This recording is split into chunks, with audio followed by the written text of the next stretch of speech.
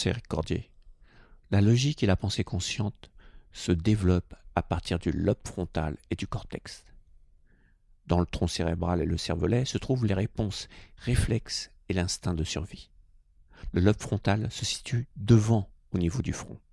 On peut dire que la physique classique n'est pas capable d'intégrer la conscience dans la matière, car, selon Descartes, la nature est divisée en deux parties indépendantes et sans interaction. L'esprit d'un côté et la matière de l'autre. Le cerveau humain nous surprend par sa complexité. Il contient l'inscription des forces instinctives de survie. Il s'enracine dans la terre, le yin et le yang, la dualité, l'histoire de notre humanité en quête de compréhension du sens de sa vie dans cet univers. La question fondamentale que le cerveau frontal se pose, celui-là même qui se projette dans le futur par la créativité, est de savoir quel est son but. La matière et l'esprit sont présents conceptuellement dans notre cerveau. Le défi du corps à travers le temps et l'espace et celui de l'esprit à travers la déchéance du corps en sont une manifestation. Une sorte de dualité persiste sur un plan conceptuel, même s'il n'apparaît plus dans la réalité. Prenons l'exemple d'un jeu de cartes quantique. Je prends une carte et la pose sur son arête debout. Elle tombe des deux côtés en même temps. Dans la réalité que nous connaissons, elle ne tombe que d'un seul côté. Ce manque est comblé par la réflexion et la polarité qui nous obligent à reconsidérer l'expérience en tentant d'influencer le mouvement.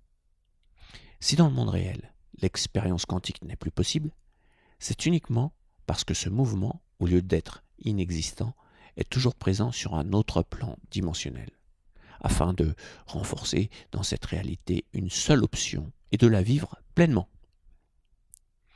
La réalité est donc une composante de la réalité quantique dans une expression consciente. C'est comme si une chose et son contraire devaient se produire simultanément dans deux mondes parallèles avant de se manifester par l'intention dans un troisième. On pourrait alors se demander ce qu'il en est des deux autres résultats dans les autres mondes. En réalité, cela n'a aucune importance, car leur existence n'a de sens que dans la réalisation d'une seule manifestation finale. À présent, il faut savoir si l'on peut influencer la réalité ou si l'on ne peut que constater son mouvement définitif. S'il est nécessaire qu'un observateur intervienne, il faudrait pouvoir déterminer l'endroit où il se trouve. Il pourrait tout à fait être dans les mondes subtils ou dans la réalité, à moins que la place de l'observateur soit multidimensionnelle, ce qui expliquerait qu'il influence véritablement la réalité. Dans tous les cas, n'oubliez pas que la réalité que vous vivez est dans votre esprit. Vous pouvez la changer si vous changez vos croyances et vos intentions. Vos croyances viennent de votre passé. Vos intentions détermineront votre futur. À bientôt, au revoir.